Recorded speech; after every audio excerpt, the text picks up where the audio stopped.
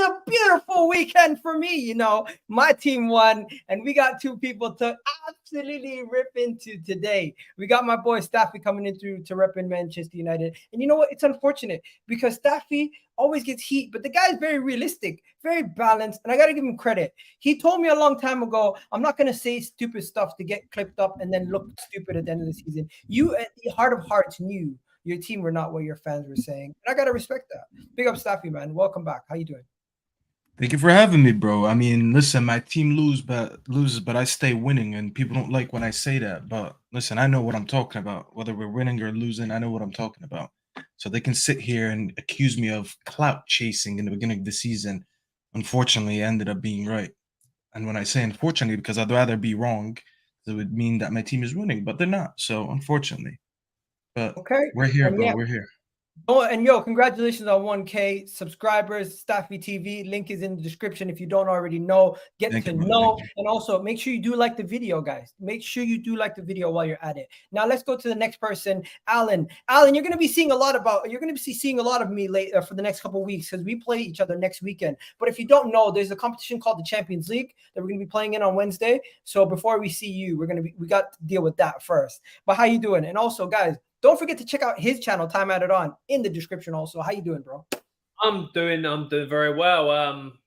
Hi, Staffy. Hope you're doing well. Yeah, winning, everything's going well. So yeah, I'm just chilling. I'm liking life at the moment.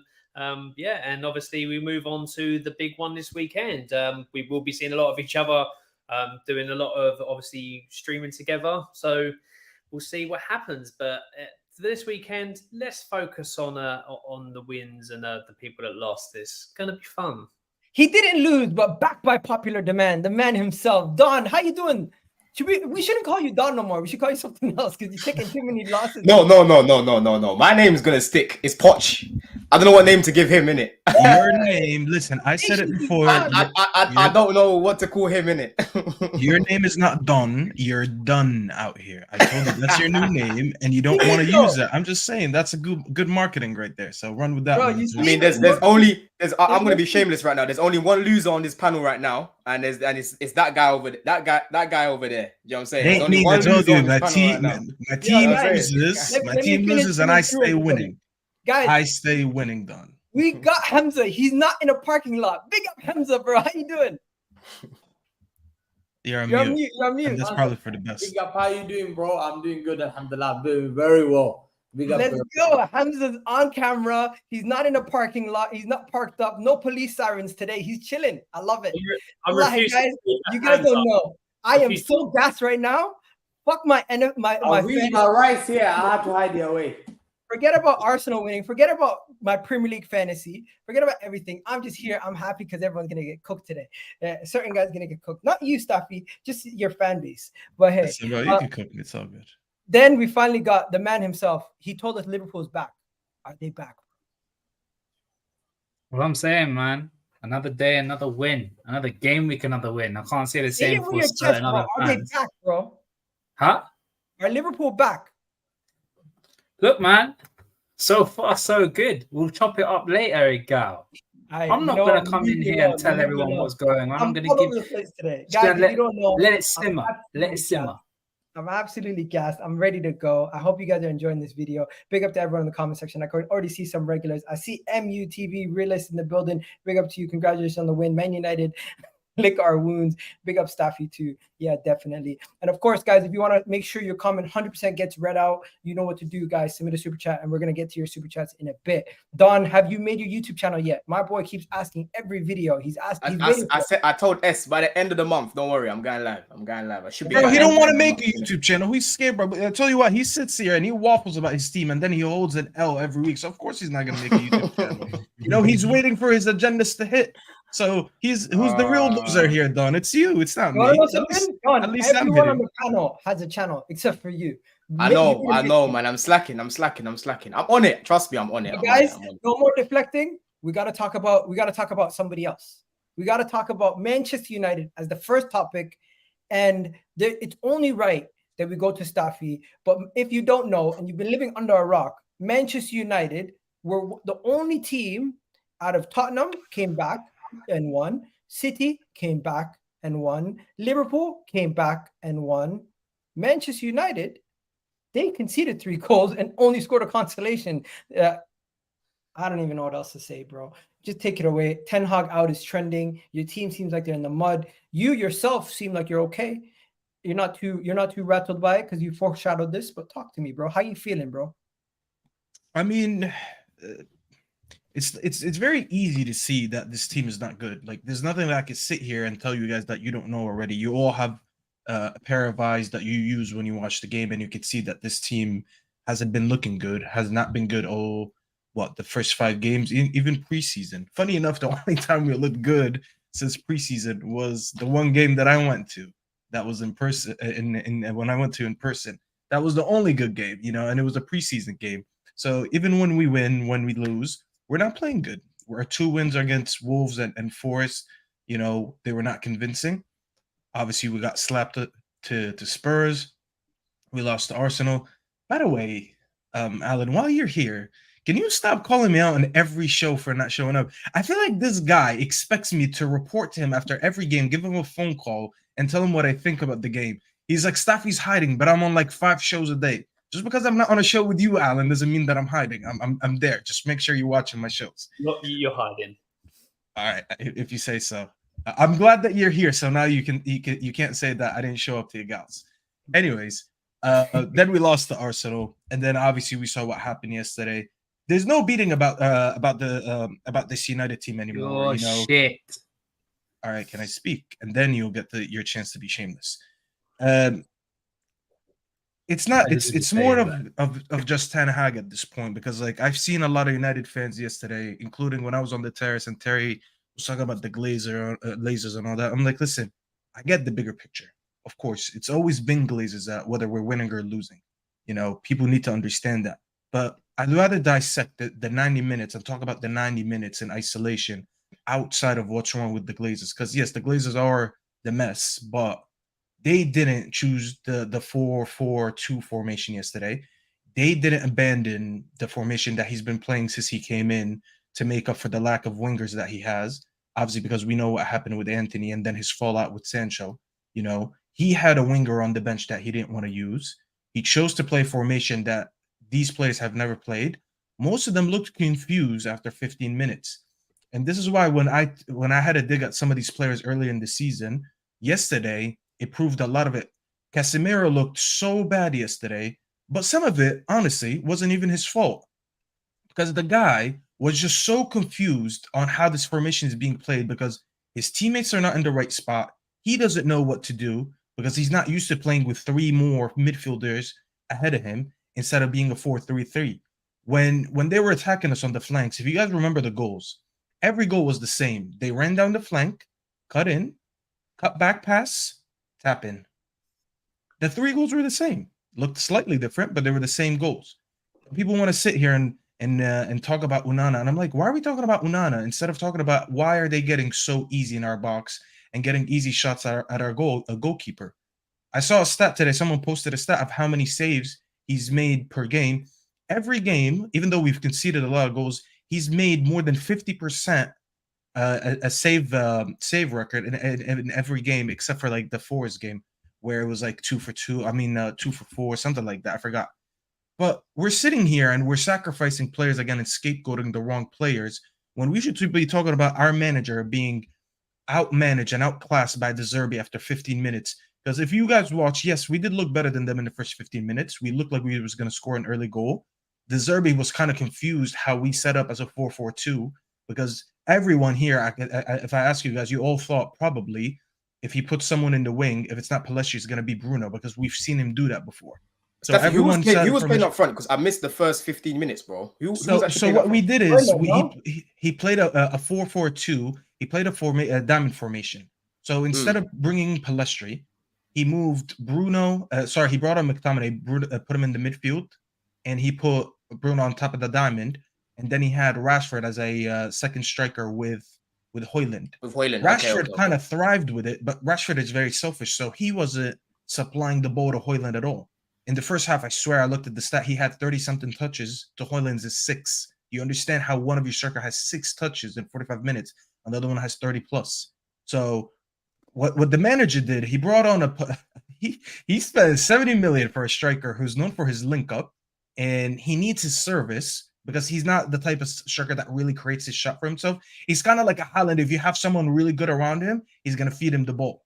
Okay, so he did that, and then he took out the right winger, so he had no one feeding him the ball, and you had Rashford on his left, who doesn't like to pass at all. There was that one clip, if you guys saw it, where Rashford just chose to shoot and he hit the side net, and then he had Højlund on the far post. He was actually pointing at the post. He was like, play it for me there, because he wanted to go in, and that would have been an easy tap in.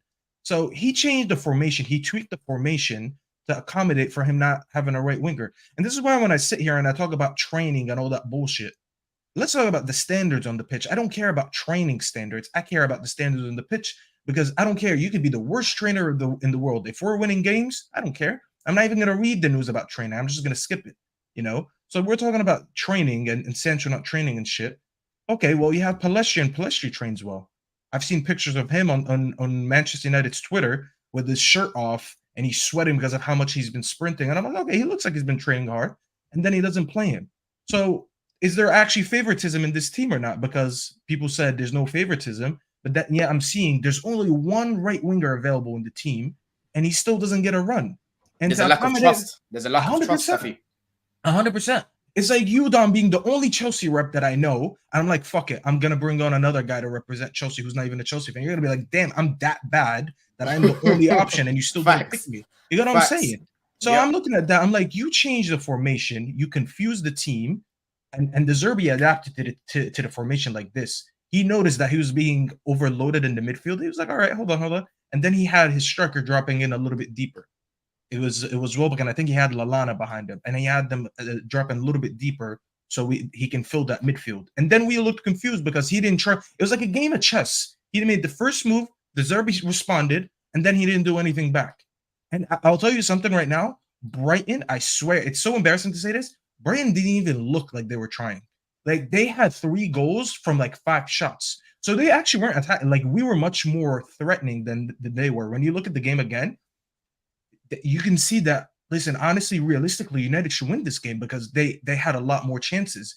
But there are 3 chances that they scored from, and the 5 in total, it was so easy to get at us because it was the same thing. Wing, cut, pass, shot. 3 times it was the same way. And our midfielders are not tracking back. Our midfielders are not holding the ball. We have 4 midfielders against 3, and we couldn't control the game. So all that being said, why am I sitting here and talking about the Glazers? Because the Glazers didn't say play 4-4-2 diamond. The Glazers didn't say don't trust Pellistri. The Glazers didn't say put this player in, put that player out. They didn't say that. Yes, they're shit owners. We're in the mud because of them. But you could still manage a 90-minute game and win regardless of the bad conditions around you. Because at the end of the day, it's not going to be perfect for us every game. But you still have enough to listen. Even if you don't win the game, you could do a lot better. And what I saw yesterday was 100% the manager. Because 6 of the 11 players, by the way, I counted them. I was like, let me see how many of his players were in this team. He had 6 of them. So 6 of the 11, which is more than 50% of the players, were his signings. He signed Reguilon, he signed Unana, he signed Lisandro, he signed Casemiro, he signed Eriksen, he signed Højlund. And people tried to tell me yesterday on the terrace that 10 of his 16 signings weren't there. Yeah, I mean, you're not going to play all 16 of them anyways because you need only 11 players. But that team was dominantly some of his players. So I don't need to be Ten Hag out or in to talk about him. But here's the thing with this fan base. I come out and I call these things out, and they don't want to listen. They'd rather talk about Hannibal, a 20-year-old who scored his first goal for Manchester United. And the guy did a couple jumping jacks on his way back to the center circle when they're about to kick off. And they're like, oh, look at the mentality. The mentality. The guy's 20 and he scored a goal. He celebrated on his way back. It's not like they compared it to the Daniel James thing. If you guys remember a few years ago when we scored an equalizer last minute and he ran to the corner and he did like the Mbappe. And I'm like, bro, what are you doing? Go back because we need to kick off again. At least he did it on the way back. And I'm like, you're sacrificing this kid and you're scapegoating him instead of talking about Bruno once again stinking out the gaff, not doing enough. Rashford walking over the pitch, not doing anything, not properly pressing. And when he gets the ball, he's being so selfish.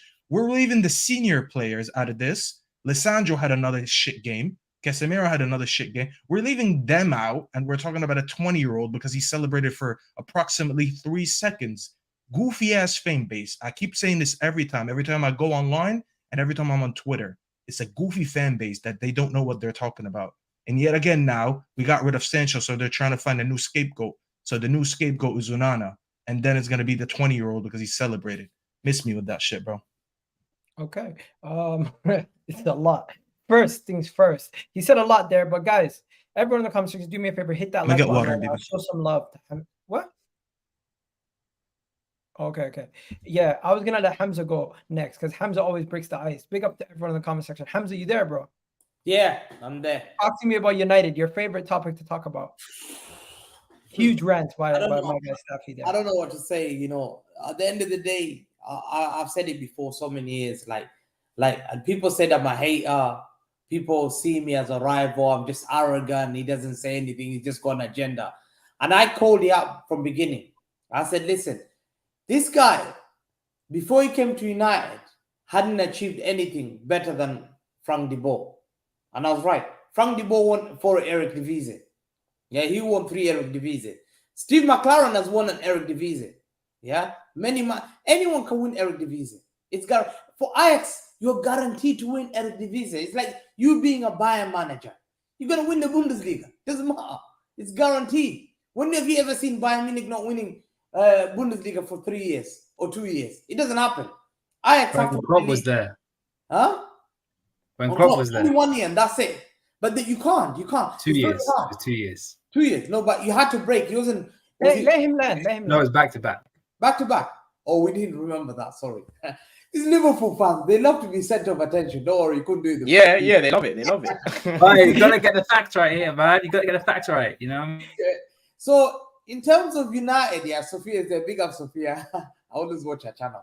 Listen, at the end of the day, yeah, I've said before when he came here, I said, listen, this guy lied to them. If this guy wasn't a Dutch manager managing Ajax, yeah, he would not be rated. But because he had that CV and he won the Carling Cup, this is how low-class Manchester United have become. They won that, the Carling Cup. The only reason they won that, they faced Millwall, Charlton Athletic, Nottingham Forest to the final. A goal.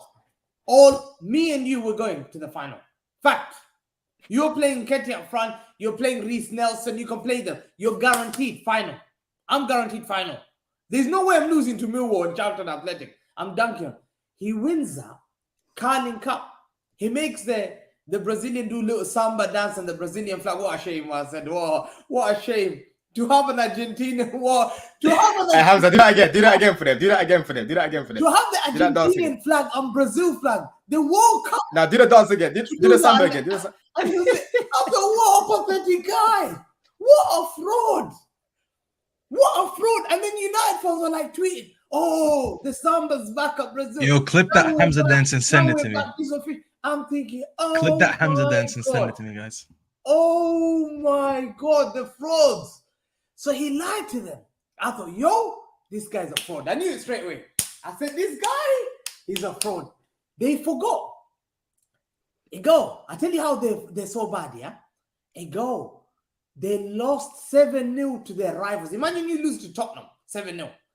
Next, 2 days later, yeah, Rashford scores a goal. They go mad. And he does that celebration. And all I see, all United fans are doing this celebration. Everyone, yeah? They forgot 3 days ago they lost the biggest rival 7-0. Have some shame. Wallahi, why would you do that? Egal, wallahi, why would you do that? Why would you do that? Egal, there's something called shame. I'm celebrating. I'm embarrassed. I'll look around. Okay, so Hamza, let me ask you this. Are you more afraid? For the game to end. These guys are celebrating. He ran to the corner flag, did that. All United fans did that. I thought, you're frauds. 100% frauds. These guys are frauds.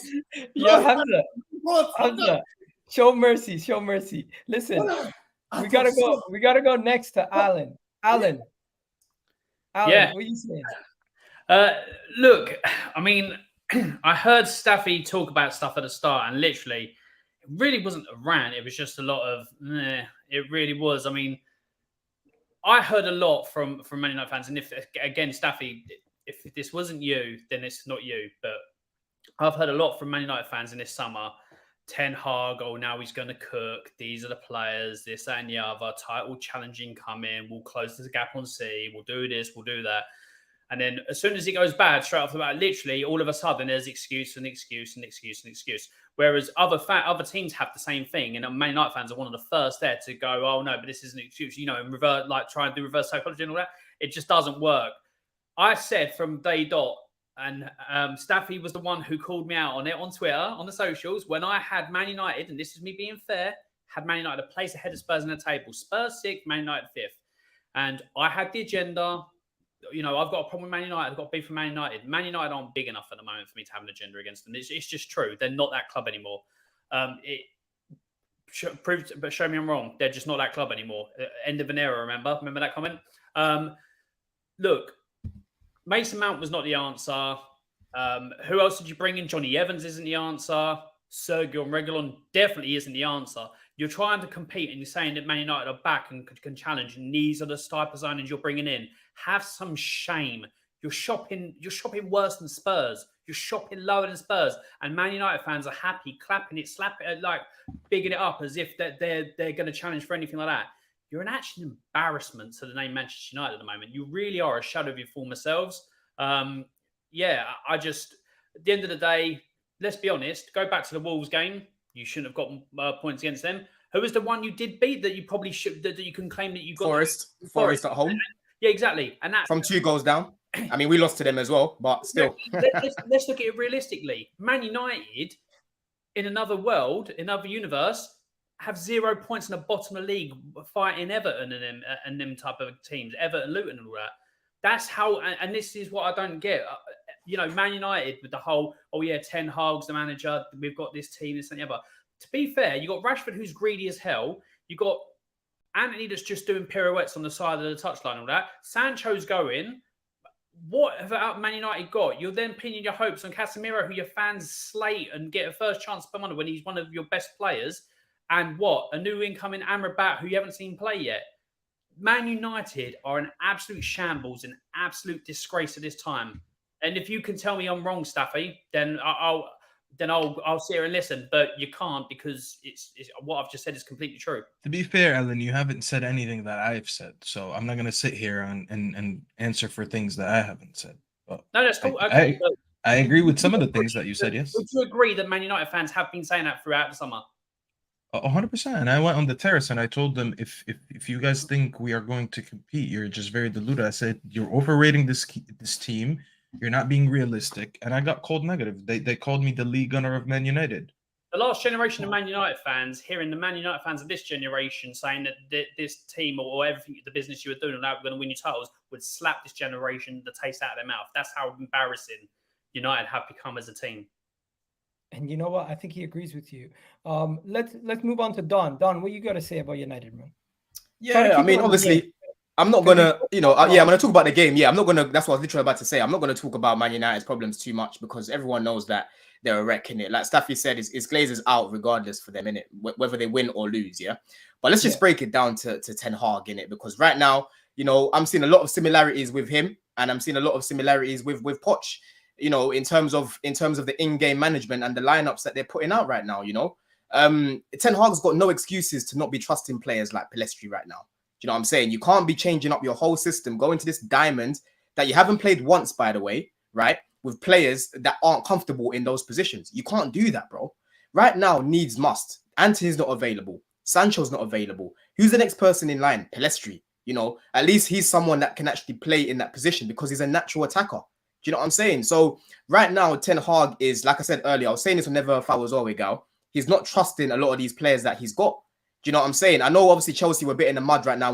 We'll talk about Chelsea as well. But the main difference with Man United and Chelsea is that they've got a lack of quality in terms of the players that are yet to, that are going to come into this team and are already there. They've got guys like Johnny Evans. They've got guys like Maguire still at the club. They've got a lack of quality all around, man. So, yeah, man, just right now, I think right now, Ten Hag, he's making a lot of amateur decisions, leaving some substitutions a little bit too late. it's like he doesn't know how to rectify his mistakes. Do you know what I'm saying? I can't respect a manager that messes up the lineup and doesn't know when to actually rectify that mistake. They try to do it, but when they do it, it's a little too late. Do you know what I'm saying? Why are you bringing on Garnacho with like, what, 10 minutes to go? What's he really going to do with like 10 minutes to go? Do you know what I'm trying to say? So it was desperation mode, bro. We had yeah, it was Bruno it was last 10 minutes was a center back. So Bruno was a center back. That's what I'm saying. When the manager does that and they get desperate, like I said, even with Poch, he became desperate when we played Forest at home. He threw on all the attackers. That's when you know a manager knows that they've made a mistake. Do you get what I'm trying to say? But it's becoming a recurring theme with Ten Hag where he's doing it constantly now. So he's clearly not learning.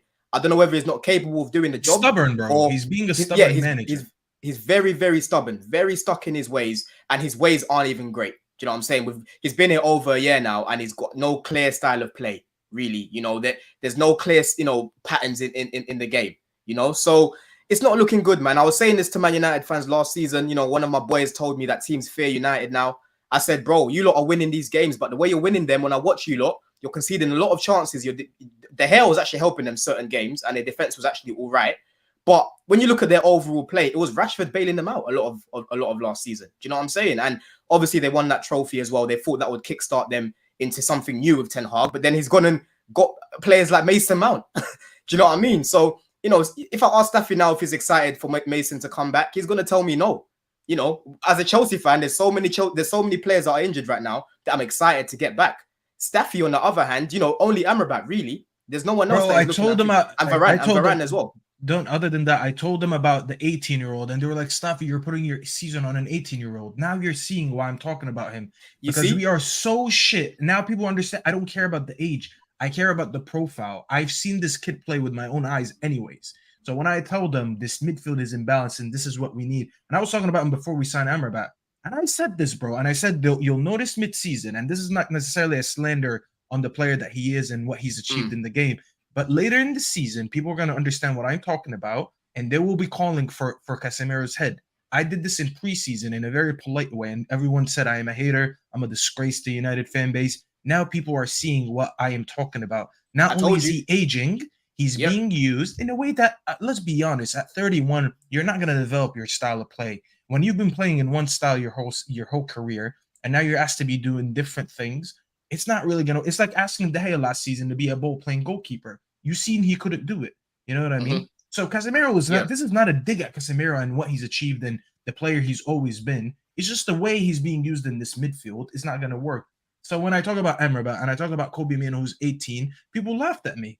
But when they come back, I'll have another laugh again. Because as I said, the team loses, but I stay winning. So that's going to be another dub that I pick up later. This is what I'm saying about United, Egal. Just one last point as well. From time Staffy's having to depend on an 18-year-old to come back, you're in trouble. Do you know what I mean? You're having to wait for Kobe Manu, who's not experienced in the league, innit? Do you know what I mean? He's barely played any Premier League football.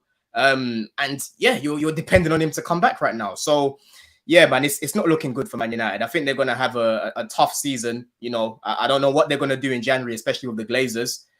But yeah, man, it's not looking good. And Ten Hag needs to buckle up real quick because right now he's just moving mad right now. I'll be honest with you, man. He's moving like a real egghead. I'm going to let Ram go last on this because he loves talking about United. I'm just going to say this. Ten Hag's trying to play football. You guys clearly can't do it at this moment in time. Go back to playing defensive football because it's not going to work. This season was the season where he was supposed to evolve. He's not evolving. He's staying as Pikachu. He can't go Raichu. That's the situation at this moment in time. So we got to keep... Can I just say a massive mistake? Yeah, a massive mistake, sorry, that Ten Hag's made is making Bruno Fernandes captain.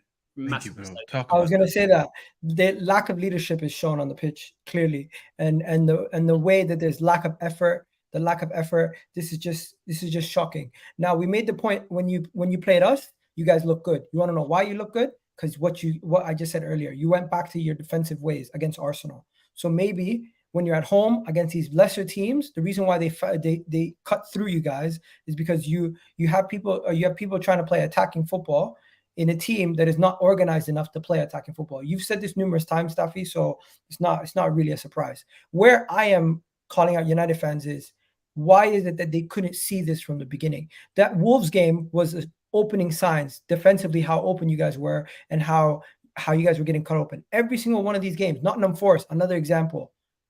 The game against Arsenal was the outlier. You guys are more set up now, back like Oli days. You guys are more set up better against teams, the bigger teams up at the top of the table, where you are not expected to play attacking football against them. Where when it's on you guys, I think you guys are going to drop more points against these smaller teams this season, and you're going to find more luck against the Arsenals, against the Cities again. Like back in a couple. We're not set up to play well against anyone, Egal, if I'm being honest. If I'm being very honest. I'm just thinking expectations are going to be lower against those teams. When expectations are high, Manchester United this season is going to crumble a lot of times. And it's just the reality.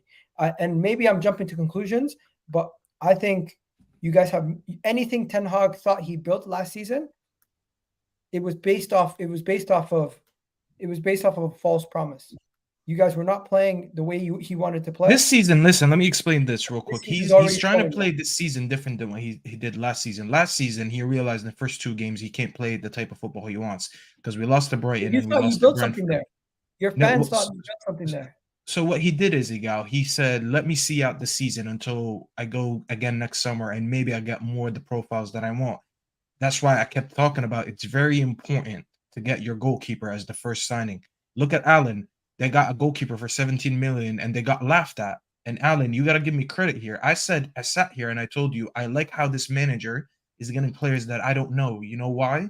Because it means he's signing the profile that he knows that he needs, not the big names that we all sit here and know. Because I'm pretty sure you looked at all these players, you're like, who's this, who's that? And you got to start doing the research because they're not famous players. We are doing this a year late. And now that we're trying to do the process a year later, it's looking like there's no progress because, like, wait, how did you finish 3rd last year and now you're struggling? Because you kind of delayed your work that season later. You got a goalkeeper season later. Now the growing pains are kicking in. And this technically, Egal, what's happening this year, this is technically Arteta's, you know, when Arteta finished 8th to eventually move forward. This is, I'm not saying we're going to finish 8th, but this is equivalent to Arteta's 8th season where he forced a lot of changes. You guys took the pain for, well, not a season. You took it for 2 seasons, but then eventually it showed. But this is my point, Staffy. And this is to everyone here. How much patience do Manchester United have? Because it's going to get worse. This is not going to get any better. I don't think your fan base or anybody here, be honest, Ten Hag is on a short leash because your fans are going to probably want him out before they want all your players out. That's I was saying yesterday on Husam's channel, yeah, because big up Jerry, we were asking him this question. Husam was asking him, yeah, and he couldn't answer it. So I made it easier for him. I was like, listen, Christmas, let's give it a cutoff time now. Christmas, let's say things. Staffy, let me paint the picture. Yeah, let's say he carries on now. The results are just getting worse. You've got Burnley next as well, innit? Burnley away. Yeah. Let's say, for example, he lost that game. I know your next 4 games are quite easy on paper, and he doesn't pick up the points that you expect him to pick up in it. Do you know what I'm trying to say? So listen, if he doesn't pick it up again, cut off point could be Christmas, bro. Let's be real here because listen, I'm looking at the manager market right now. It's not that great, but there are a few people there. You've got Nagelsmann there. You've got the guy that just got sacked from Germany. Why does it matter? Why does it matter? I'm not saying that. I'm not saying he should get sacked, Staffy. I'm just saying that this is a realistic thing that could happen, bro. There's no point of sacking the manager as long as this ownership doesn't change. If you change the ownership, I agree with you. But if you change the manager, nothing will change. I said it yesterday on the test. I said we can sign, but there's going to be a cutoff. Listen, De Zerbi is the new flavor now for United fans. They were like, we should have signed De Zerbi.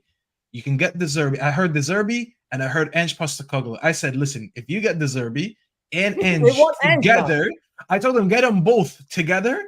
And they'll be standing on the line together, coaching together, and we'll still be shit because the club is all rotten, bro. Said, yeah, that Pep Guardiola will not achieve anything at United with his owners. That's the saddest thing I've ever had. These guys, I am so shocked that, bro, when they win, it's Ten Hag. When they lose, it's Glazers. We know it's become, bro. It's like they don't think out the box. Look at Tottenham.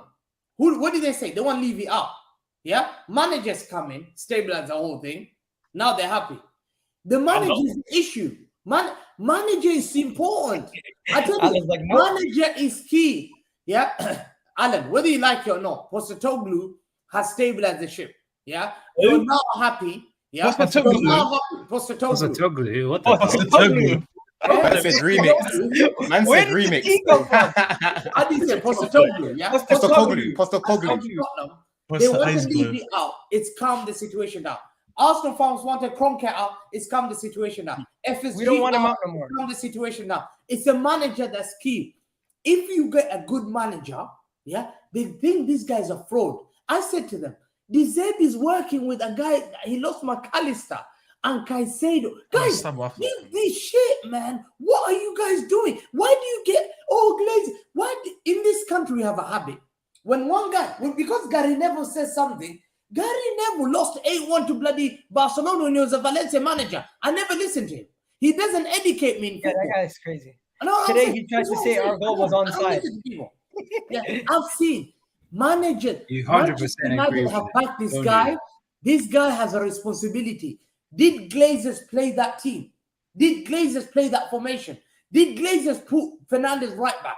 Why is Ten Hag? Hamza, so you're telling me we should say Ten Hag out because let me ask you something. Are you saying if Ten Hag leaves not good enough. Okay, good. So let me ask you something. If you're saying he's saying sack him. Are you saying if we sack the manager and let's say we get another manager that's rated, let's say De Zerbi, since you rate De Zerbi, you think De Zerbi, huh? There's many. I can tell managers. But okay, whoever they are, you think we could get in a manager that's gonna make us good again? Better than this, yes. Better than this. You're lying to yourself, Hamza, because you sit here and you keep saying about how United is no longer the big United anymore because of everything, and then you make fun of our stadium having piss in it and all that. But now you're telling me if we get another manager, we'll be good. So you want to keep? Let's just stop there. Let's just stop there. Let's just. No, I don't care about that. I just know if we change him, we won't go anywhere. So I don't care. Let me bring Ram in, and before I do that, Elmada says Staffy just has to be right. Has to be right. I think he's trying to diss me there. I mean, I'm sorry that I'm always right. I don't choose to be right. Okay, there you go. Shots fired. And of course, guys, do me a favor. Make sure you do hit that like button. We do have over 235 of you guys in the video right now. And hitting that like button makes the channel grow and it helps us out so massively. So please do that right now. It definitely does. And also check out everybody's links are in the description to their channels. Also help them get up there in subscribers. Now, if you want to take a shot at me or any of the panelists, you better send a super chat like Al Mahdis did, because I'm not responding to the free seats. So if you have a big mouth, you better have a big wallet. That's the only time I'm gonna respond to you. There you go. Super chats are the best way to get your comments read out, guys. You remember that. Ram, you get to go on United. Talk to me, bro. What you gotta say? Oh, Staffy, here we are again, my friend. Some things just don't change, man. Some things don't change. My team's winning. Gal's team's winning. Hamza's team is always winning. Even Alan's team is winning now. I can't say the same thing about Don. We'll get to Don later. We'll get to you later. But Staffy, this is a natural occurrence that happens with United fans. You know, self-awareness. I wanna put this title up: self-awareness and knowing your surroundings. I love how United fans love to throw stones at other clubs when they live in a glass house themselves. They love to talk. I get this a lot, especially on the old Twitter, yeah? Or what's it called? X, thanks Elon Musk. They love to throw shade to Van Dijk. They love to throw shade to Trent. They love to throw shade to every single one of our players. But they don't realize that the butcher is gone vegan now. He ain't no butcher no more. He's just getting toasted, bro. He's like a kebab, bro. He's just getting twisted and turned left, right, and center, bro. It is peak. And United fans, but I don't know whether it's some coping mechanism where you're trying to figure out how to make this a good thing on yourselves. No, it's not a good thing. You are poor. Your football club is a mess. And you love to throw shade at other clubs. You love to throw shade at Arsenal fans. Just to hide your insecurities. I can sense it, man. It's fine. It's absolutely fine. But you need to understand that no matter how much little shades you throw here and there to City, well, you can't throw shade to City, to Liverpool, to Tottenham, to Arsenal, all these false narratives that Arsenal's going to drop off like last season. Tottenham is just a flash in the pan. Liverpool will go back to what they did last season and become fifth. All that nonsense you're going to keep on talking about, it might not happen. And it might be the fact that you guys are going to be mid-table. You guys are going to be looking at us and be like, oh, I wish I was them. I wish I was them. And then self-awareness. I want to go back to that word again. Last season, every single Liverpool fan under the sun was getting cooked by United fans saying FSGF. Why is there no blame to the manager? Why is there no blame to your best players other than Alisson? Why is there no blame to any of your star players like your Salahs, your Diaz, your Nunez, your people like that? But then when it comes to United, all I see is Glazers this, Glazers that. Get the yellow and green scarves out again. Yep. Am I wrong, Hamza? Am I wrong? Absolutely. Blame the Glazers. Glazers a problem. Glazers. Oh my God, I'm tired of that word. So Like, all I'm going to speak out right now, and I'm going to end it on this. United fans need to be self-aware on what they're doing. That's it. Finished. Okay, fair enough. The United section is now done, guys. Yeah, Now we so- go from Ten Hag out to Buying Pochettino. on Wednesday. Buying on Wednesday, guys. Don't worry. Oh shit! Yeah, we forgot they play Bayern. You can't It's gonna forget be that. fun. Ready? It's gonna be fun. It's gonna be fun. 5:30. I'm 5:30 there. game. Is it a 5:30 game, Staffy? No. It can't be. It's Champions League. It's Champions League, bro. Guys, excuse Egal. He hasn't been in the Champions League for 7 Like years. I so said, he doesn't no, know. but Don't they Doesn't have- know the time on that. No, but Nah, don't nah. they So have? like the major second. nations When like there's your two- France no, or there's Germany, two or English Spain, they teams don't play playing. Don't they 5:30. do one at 5:30, one at 8? Because we're Nah, No, playing. that's no, not for the major nations, not for your Germanys, your Spains, your Frances. Okay. There you Just, go. It's good that you're back in the Champions League and all, but you have to remember the times. It's different in the Champions League. You Just forgot Champions League was even going on this weekend. I This did week, not. isn't it? Hold on, here you go. That's why I still know the times. You don't. It's all right. It's good to be back in the club. But you have to learn. We've all been the Yeah, Champions yeah, League yeah, more yeah, recent than you, It's Egal. good that you know the times because you're gonna be watching Arsenal play, not Tottenham. Anyways, No, I'll be let's watching keep it better moving. clubs if you play. Let's keep it moving. You know what? Chelsea, Bournemouth. I'm a book on Champions League. I've written a book. My question to everyone is, what was their prediction for the Chelsea Bournemouth game? If you guys did predictions, because for me, I had Chelsea losing this game, so I'm actually surprised they got a draw. Wait, I was gonna say before we move on to that, Hamza, can you do me a favor? Can you do just like a quick TikTok for Arsenal fans? Just remind them how the Champions League is. Yeah, I'm gonna 'Cause do they it. haven't been. So just do it. You know how you usually post What it on happened Twitter. is you come out And the just- tunnel, you have to stand at the hand. Yeah, explain the rules real You have quick. to You know, and then we'll go. Just yeah, just and don't then go. tag Egal so he could share it with his fans as well Yeah. because he seemed confused there. So, Well, I'm sorry, no, Egal, let's but- move on to the Chelsea game. Whatever. Is it just the Europa that they do the 5:30 thing? I Yeah. think so. Yeah. Oh my God, what a sad thing, fella. Fair enough. You know what? I'll take the smoke is fair. But we got to talk about Chelsea, bro. No more Chilwell left wing excuses. No more formation excuses. You guys still drop points. Don, I'm gonna come to you last on this one because Staffy went for a long time. I'm gonna let these guys go, and then you can correct everyone once they're done. Is that cool? Let's go first. Staffy, you might have to jump off soon. So, what do you think about the Chelsea game? You're on mute. I just forgot real quick about that game because it was miserable to watch. I'm not gonna lie. Well, I almost fell asleep. It was so funny. I was sitting on the couch and then I look at my cat next to me. She just fell asleep too. You know, the game was just super boring. And I only watched the second half to be fair.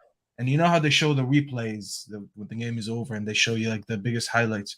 They showed the disallowed goal that Colwell had, and then moved on to the 84th minute when Cole Palmer had that shot saved, and they were like, "That's pretty much it." I was like, "So for 90 minutes, there's only 2 highlights." I was like, "Are you kidding me?" So I missed the first half, but I actually didn't miss anything because there was only one disallowed goal, and that's it. Listen, we're in the mud, but you know, a lot of people want to come at me and say you guys lost this and that, and I already addressed that we're in the mud. But I actually think Chelsea is in the mud more than us because when you look at the games that they've had, and Don, I want you to help me out here and remind me of all the teams that you played. You picked up 3 points against Luton; those are the only 3 points you picked up. You lost the Forest. You drew with Liverpool somehow, and I think that day you guys thought like, okay, we're gonna Should have won that game. Should have won that game as well. You tied today with Bournemouth, and who did you lose to? There was one more loss. Forest. Forest, and who else? There's one more game because I named Forest and West Ham. West Ham. There you go. The run that you had is ridiculously easy outside of Liverpool, and you've only come out with 4 points. At least at the end of the day, listen, we're shit, but I could sit here and be like, you know what? We played Spurs, we played Brighton, we played Arsenal. You know, the fixtures is going to switch soon, and hopefully with some injuries being back and the manager stop being stubborn and idiotic, we could start playing better and pick up points. I'm looking at you, brother, and where are you picking up points from? Because come October, I think a month from now, you have such a fixture switch. It's actually crazy the amount of big six teams that you're going to play in a row. And I'm looking at it. You guys don't have that many injuries. Yes, Nkunku's out, and you could say, listen, he's arguably your best player when he comes back, or one of your. Wait, did you say we haven't got that many injuries? I mean, not first team at least. We've got 12. We've got 12. Okay, so talk to me, because I'm looking at your team today. You have your number one goalkeeper. You have Colwill and Chilwell available. You have your center backs available. Okay, you're missing Badiashile, so that's one important one. James is always injured, and you have Gusto, who's doing a good job. You have what's his name, Caicedo. Can I tell you? I don't know why he got dropped. Tell you? Let me just read it. Fofana, Chalobah, Lavia, Reece James, Nkunku, the Chukwuemeka, who came from Aston Villa. They got Badiashile, Broha, and then the final one is Marcus. Madueke's injured as well. Marcus, but they still have a good enough team to be. No. I'm not saying that's an excuse. I'm just saying who's injured. No, but the majority of those guys start. Okay, so do they? Egal, no, they don't. Egal, I'll tell you what. People were telling me Lavia. Egal, one moment. Starts. Christopher Nkunku starts. Reece James starts. Arguably, one of Chalobah or Fofana start, or maybe both of them. You can only have one. How many center backs does Egal expect? I don't get that. Bro, I'm not gonna lie to you. The center backs that they have currently playing are like their fifth and sixth choice guys. Listen, they're not clear injuries. Center back then. Thiago Silva should not be starting week in, week out for Chelsea in 2020. Thiago Silva, if you spoke to a lot of Chelsea fans, they would have told you that Fofana should be starting. Obviously, he got injured in it, so we can't even speak about him because he's out the whole season. But Silva shouldn't be starting. But Don, the idea is that I'm trying to present here. Your number one striker is there. Is Nico Jackson. I agree with you, Staffy. We've got enough there right now. Yeah, you have Sterling playing. You have Enzo playing. Caicedo, I heard he was dropped today. I don't know why he was dropped, but he played the last couple games. He got a knock. He had a knock. He got a knock in on international duty. Okay, Mudryk got to start. A lot of people have been asking for him to start, and he got to start. You know, I named a couple midfielders. I named the defenders. I named a couple midfielders. That should still be enough. It's not like us dropping off from like, okay, we actually don't have no left backs playing, so we had to like sign us someone. with like Van Dijk and Konsa. Yeah, like when Van Dijk and Konate is out, they actually don't have anyone. Like we don't have Varane, and the drop off to Lindelof. Even though I rate Lindelof, you can clearly tell that Varane is the better center back. You know what I mean? Like there's certain injuries where you're like, okay, that's actually a miss. But you guys signed so much, and yes, you do have some injuries. I don't care about people talking about what's his name, Lavia. Lavia hasn't kicked the ball for Chelsea, so I'm not going to talk about Lavia being injured when he's never played for Chelsea. This team should be good enough to be picking up points, and this is why I think you guys are more in the mud, because you don't have as many excuses as we do. You know what I mean? You still have decent players. This is why you spent this much money on the squad. Because not all of these guys were nailed on starters. Most of them were going to prove themselves and who's going to be starting and who's not going to be. Cole Palmer is a good player, and he played today. Sterling has been having a good season or a good start. He was playing today. Nico Jackson is your main striker. He was playing today. Colwell is one of your best defenders. He started today. Chilwell was available. He chose to put him on the bench. You know, that's what I'm saying. The injuries, yes, they're there, but it's not an excuse. So if I'm a Chelsea fan, I'm sitting there. I'm like, okay, we do have a bit that's not going well for us, but why are we playing this bad? Why are we not able to create enough? Why are we not putting the ball in the back of the net? Excuses are excuses, and listen, as fan bases, we do that, but you actually need to sit here and actually worry that you guys had a good run. And I remember you used to say this on Egal's channel here. You said if we play well in the beginning of the season and we pick up points, I don't care about the run that we're going to have late in October because we're going to build momentum to that. But you guys are not building momentum, and you really don't have much to hang on to. I could sit here and be like, you know what? I think when we get Amrabat, we'll be good. You know, I think when we get Luke Shaw back, we'll be good. You know, I think if we get this player back, we'll be good. I don't think you guys have a lot of them. Like Nkunku, outside of Nkunku, okay, who outside of Nkunku and I can name you a lot of players, bro. I can name you. To me, it's Badiashile. Yeah, it's Badiashile. I can name you Lavia. Yeah, but yeah, Nkunku hasn't kicked a ball for us either, though, and you're still mentioning him, and it's the No, same he thing played as for you in Lavia. preseason. I've seen him. Oh in yeah, oh yeah. preseason. I mean, yeah, he's played for us in preseason, yes, but Lavia, we've seen him in the league, innit? When he comes back, he'll be in that. He'll probably be in that 11, if anything, yeah. But Lavia to come back, Badia Shield to come back. You have obviously, like you said, Nkunku there. There's a few players that I can name, man, that I'm looking forward to seeing in this 11. So it's not all doom and gloom. Let me hear from the other guys. What are you saying, Yeah. Ram, on this one? Because you went last on the last one. What are you saying about Chelsea? I really don't know what they're doing. I really don't know what the plan is, and I don't know when it comes onto the pitch. I swear to God, your attackers are scared to shoot, except Nicholas Jackson, because when he shoots, he just shoots at row Z. I mean that finish, my word, that was bad. That was one of the worst finishes I've ever seen in my entire life. It was that bad, and again, it's the same old story. I do not fault the way you create your chances. You create good chances, but you either are too scared to shoot, or when you do shoot, you shoot it straight at the goalkeeper. And doesn't that get a little bit annoying when you make all these chances and your players just aren't able to finish it? And it goes back to the question that we asked you at the start of the season. You bought all these young players. Don't you think it's wise to hold up on buying all these young players and probably buy a more experienced striker who's known to be a clinical finisher that could finish off these chances? Because right now, your main issue is going forward in terms of putting the ball in the back of the net, the most important thing in football. And that only can lead to your defense also getting stretched, because I tell you what, Bournemouth had chances as well. I mean, Justin Kluivert was doing his thing, trying to create some chances. If Solanke just had a brain in the box and actually could be able to connect with the ball, then it would have been lights out for Chelsea. So I guess that's the only positive. They got a clean sheet. At what cost? Because they were still susceptible to so many attacks.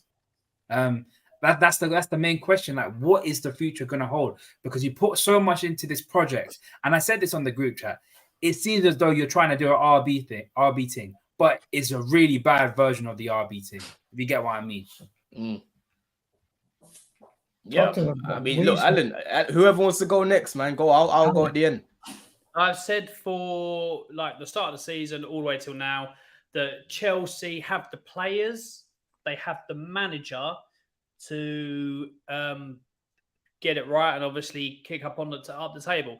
The problem is that at the moment you've got all these players in who are bought in a rush for different identities, for different things like that, and it's going to take its time. I got told by other Chelsea fans, it's not true, this, that, and that, you can't blame this and that. But you absolutely can. You've got a madman in charge who throws money at it, and literally you spend all that money. I know Nkunku's got injury, but for the amount you've spent, you should have one of the best forwards in world football at your club for the amount you spent, and you don't have him. So when you can't find the net and the ball hits row Z, that's Nick Jackson at the moment. Literally, it's just booming into row Z. Fans are holding onto the ball, taking a trophy home with them because literally the boy can't finish. But he should be having Pochettino is playing him, but not playing to his strengths. Pochettino should be controlling the game more higher up the pitch. And it looks like your build-up play at the moment is still quite slow. That it's not going...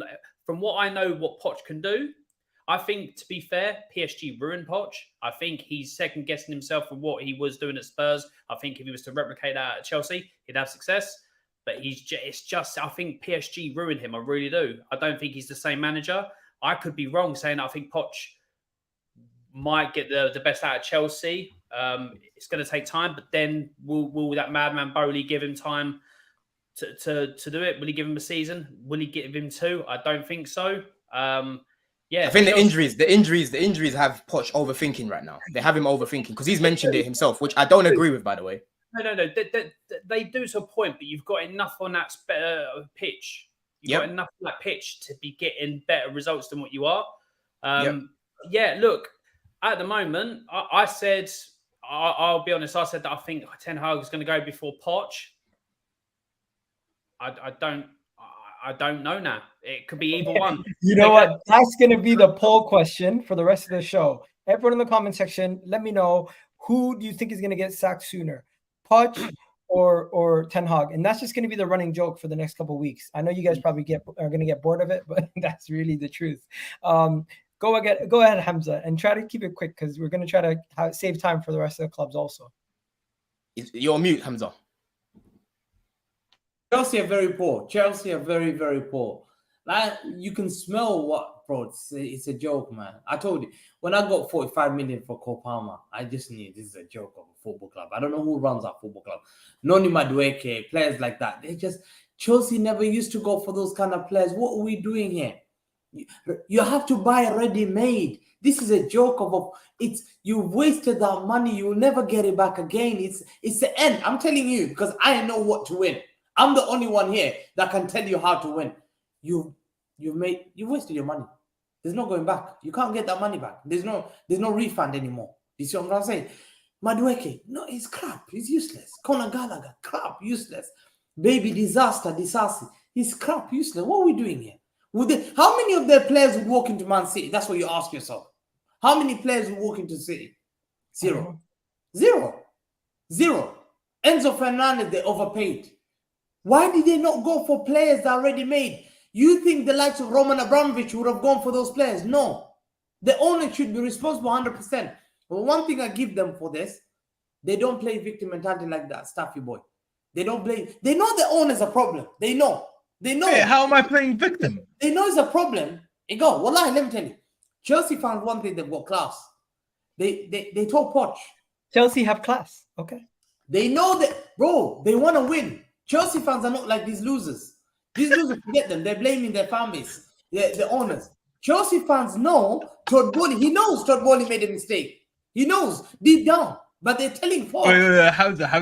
In the beginning of the show, I started the show by saying I'm blaming the manager. Hold on, Hamza. Listen, I started the show by blaming the manager, and you're saying not like the Stuffy boy blaming the owner. Did you not listen? Year and a half. Ten Hag has been here a year and a half. Yeah, and you're Glazers here. They know Todd Bowley is an error. But they're telling Poch, we know we're not talking about Todd Bowley. We will talk to him about later on. We're challenging. I'm convinced Hamza didn't listen to anything I said. So we're not bringing out flat. They don't care about making up little scarves standing out there, body out. They don't care. They want the manager out. That's the standard of Chelsea Football Club. People used to laugh at Chelsea Football Club for sacking managers, but I'm sorry to say that it got them where they are. Successful football club, whether you like it or not. Me, I don't care. And it expired. We could have won a lot more if we had a little bit more if we had a little bit more sustainability. We would have won more. Bro. Forget this shit. When Pep leaves, it's about cups. Hamza, you know Roman wasn't. You know Roman. Cup, yeah. You're out my football club. You bloody Hamza, you know Roman wasn't perfect. Like you're trying to make him out to be. You do know that, right? Roman was a winner. Roman was a winner. Greatest owner this league seen. Roman came there. The best day of my life was when Roman Abramovich left Chelsea. And Duff, let me tell you something. I knew Hamza would go on a history lesson. I knew it. No, go and research it. I'll never forget Roman first time when he came here. Well, I slapped 80 million to Arsenal Football Club. He said, Henry and Vieira, give me Henry and Vieira. Hamza, I'll never forget. You know what the irony is, yeah? You know what the irony is, yeah? You're talking about Madueke. Cole Palmer, 45 million. He doesn't beg for that. Hamza, you know what the irony is, though? The irony is, yeah? You're finished. You're getting onto Staffy. You're getting onto Staffy for talking about the Glazers and whatnot. Yeah, like every time you guys lose, you talk about the Glazers. We didn't lose today. We drew the game. Listen, I'm not talking about Todd Bowley. I want to talk about the game, bro, and the players right now and Poch. That's what I want to talk about. I don't want to talk about the owners. Listen. I'm telling you now. Yeah, it's not only Poch. Oh my God, your house is crumbled. You can't just fix the crack. You've got issues. Madueke, Conor Gallagher, Disasi, all these crappy little players. Bro, why do you keep saying Madueke? Bro, these are a bunch of jokers. I look at them, I'm thinking, and you know what? Let me tell you who's that fraud. Egal, there's a lot of Chelsea fans here. I'm going through Twitter. I see Chelsea fans showing me, look, there's another. They won't Bowley out though. Bro, they're showing me another youngster. I'm tired to see youngsters. Why Hamza. Chelsea fans tweeting about youngsters? Hamza, have mercy. Have mercy, Hamza. Have mercy. I'm just gonna say this. Like I said, Hamza is a crap I'm gonna RB speak model, about the bro. game. Oh my 17. God. I don't think Chelsea fans have patience, not only for Poch, but for some of these youngsters to actually develop. So Don, you're a rare breed. You're somebody who has patience not only for the manager, but for some of these guys to develop. No excuses today. No Chilwell left wing. Guess what? You had Michaela Mudryk there, and at times he looked decent. You know, He started off well. He did, but then overall, at the run of the game, you guys still have the same issues. Nicholas Jackson, bro, not looking good. Not looking good. Worst game today. I thought Forest was bad, but today was bad. You guys make fun of Kai Havertz. If he keeps this up, you got Havertz 2.0. No. He's better than Havertz, man. He's already shown me already. He's already shown me enough that he's better than Havertz. I don't know what he showed you, but for me, when I seen him take a golf swing kick out on the edge of the 18-yard box. Do you know what it is though, Egal? Yeah, I get what it looks like from an outside point of view. Yeah, I'll let you land, bro. Go on, bro. Yeah. Finally, this is what my new thing is. Same old Chelsea. Literally, you could go to what I said against West Ham. You create chances, not enough good chances, but the chances you do get, you squander them. You're not clinical, and at the end of the day, you can boss the midfield. You can keep a good defense. But if you cannot get the goals on the other end, you're never going to win these games. And at this point, it's not only about your defensive issues that you had in the previous games, but now your attacking woes are going into your away games too. And these performances are going to continue because these teams are not going to have the incentive to try to win the game. They'll take the point and stay up. Teams like Bournemouth, they'll take the 1-0 and stay up. And Dominic Solanke looked more threatening than Nicholas Jackson today. He did today. He did, man. So listen, I'm not going to talk about the other games that we've lost this season, innit? Like West Ham, Forest. I have to get the super chat. My bad. Go on, bro. I missed thing. Don, big chest and getting smaller after every game. Bro, you agree? Bro, listen, I've said this already. In this current setup, these current lineups, we're not making top 6. There's no chest for me to have right now. With this current setup and this current lineup, we will not make top 6 with this current setup. I'm not gonna have chest in something I don't believe in. Egal, you should know me by now, bro. I'm not gonna say something I don't believe in it. Do you know what I'm saying? I'm not gonna come and do that. I've got too much integrity to do that. Do you know what I'm saying? Right now, I don't believe in that. You know what it is, Don? They're used to so many people that go on YouTube and they behave like clowns and they say shit they don't believe in to just sound cool. Like, oh my God, yes, I'm back in my team, this and that. And they wear the whole kit and have a flag in the back and all that, and they're like woohoo, and because you don't say that, they're like, oh, you have no chest. Yeah, I don't have a chest, but I have a brain. I'd rather take a brain over your chest. You know what I mean? Yeah, word. You're not gonna click me up. No, I said that, and then I was like, oh shit, I just realized that I took a hit. No, are you taking time off? Are you taking time off for annual leave this year? For what? Hey, I just took my annual leave, man. 2 weeks international break. I'm telling you, if you need to take a holiday, you got fixtures coming up here. I'm thinking when to advise you to take your holiday because mad, bro, it's mad. I know, Hamza. I know it's mad. And December. Listen, today, let's talk about today's game, innit? Let's talk about today's game. Like, obviously, you guys know that Chelsea fans haven't been happy in it with what's been going on, and rightly so. Obviously, I don't agree with the fans that have been saying Poch out in it because for me, that's literally what you call spoil. That is literally what you call spoil. And the guy's right. I did still say 4th, yeah, because I believe that we can get 4th if Poch goes back to basics. And like I said, with the injuries that are the injured players that are going to come back, hopefully, let's say we get a Tony in January as well, we could have a completely different second half of the season, innit? So that's how I'm kind of looking at it. But today in isolation, yeah, I was happy with obviously Chilwell getting dropped, Mudryk starting. I still wasn't happy with Gallagher in the pivot. It sounds like I'm asking for a lot right now, but end of the day, it is what it is, innit? I'm not happy with Gallagher in the pivot, and I still wasn't happy with Levi at left back. But I did say that we should still be winning this game. We've got enough on that pitch, and we've got a few options on the bench. It didn't look great, but I said we've got Palmer there. You've got someone else that you can bring off the bench, Maxson, for example, which we did, and something maybe can cook up there, innit? You know what I'm saying? So I think we started off the game quite well. 10, 15 minutes, we're creating some chances. We should have been at least 2 goals up within that first 10 minutes. Like you said, Egal, Mudryk was looking really good today. Do you know what I mean? That's what an actual winger looks like, Maybe he was watching Doku yesterday, Hamza, the way he was playing. Do you know what I'm saying? But again, lack of end product, like all of you guys have been saying. So what it is the game plan obviously wasn't working. Enzo wasn't getting on the ball enough, you know, because he was the furthest midfielder up on the pitch. I think it was Cook. Cook literally done a Herrera on him. If you guys remember what Herrera done to Hazard a few seasons ago, he literally just man-marked him out the game. You know, he couldn't do anything, you know. Enzo should have been a little bit, you know, further down, and then you bring on like a Palmer to play in that 10. So when things weren't working out, the in-game management was just poor, man. It was just poor. It was just bad. So right now, you know, I'm looking at Poch in terms of his in-game management. He needs to sort it out. He needs to cut out this left-back stuff for Colwill. He needs to cut out this bent with Gallagher, you know, playing in the pivot. He wasn't the worst player today, in all honesty. Like, he does, you know, he was sweeping up here and there. He was keeping the ball here and there. But the problem that I've got with him is that in the final third, he hasn't got that end product. He breaks down so many of our counter-attacks. Do you know what I mean? I watch you guys. I watch Arsenal. I watch, you know, Odegaard on the ball. If he slips it through to Martinelli or Saka, it's going to them in space. Gallagher can't do that. I'm looking at Maddison. He can do that. I'm looking at Bernardo Silva. I'm looking at Foden. They can do that. Why should we suffer with Conor Gallagher when he gets in those positions? He can't make simple through balls. So, you know, he constantly kept breaking that down. So right now the players are to blame. But again, it's Poch and these lineups and the in-game management hasn't been good enough. Hasn't been good enough, you know. Next week, I'm at the Bridge. I'm at the Villa game. How much patience? Yeah. No, I've got more than enough patience for Poch as long as he's doing the right things. Right now, I promise you now, Egal, yeah, you wouldn't see this much toxic behavior in the fan base if he was playing players in their position and we were still losing games. Yeah, at least then you can see something building. Do you get what I'm trying to say? But right now, he's making the job a little bit harder for himself, man. You can't be playing. What about if you lose to Villa position next game?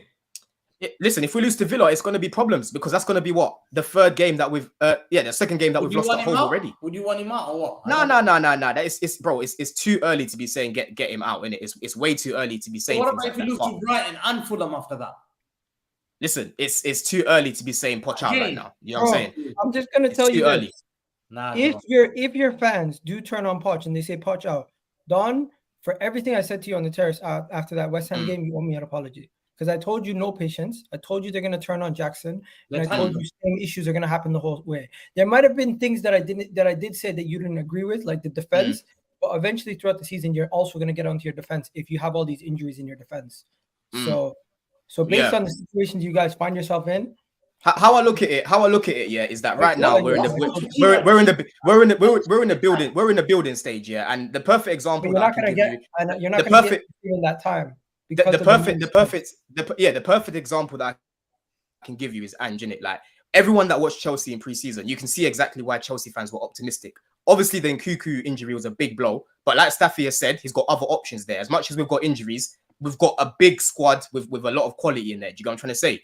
But he's completely, you know, abandoned his principles, man. He's abandoned them. You're never gonna, they're booing him, and you're never gonna build the chemistry that you need to build, yeah, when you're playing guys out of position. This is just basics of football. So Poch needs to fix up, innit? He needs to fix up. Unfortunately, we're gonna have to leave it there because we got to talk about other clubs also. But let's get into some of the other teams. And Staffy, I think you got to leave soon, so I appreciate you jumping through. Whenever you got to go, let me know. But for now, I don't mind. I think the perfect segue. I think the perfect segue is to talk about Tottenham because he did mention Ange. I think Tottenham are getting overhyped, and they're going to see when we face them next week. But I have thought they looked good. They smashed and grabbed the victory late in the game, and they did a good job winning against Sheffield United. Showed some character, winning a home game versus Sheffield United in that fashion. The togetherness built by the manager, Postecoglou, having them hold hands at the end of the game. Ram, you can speak about that with what similar to what Klopp did against what's it called, West Bromwich Albion back in the day.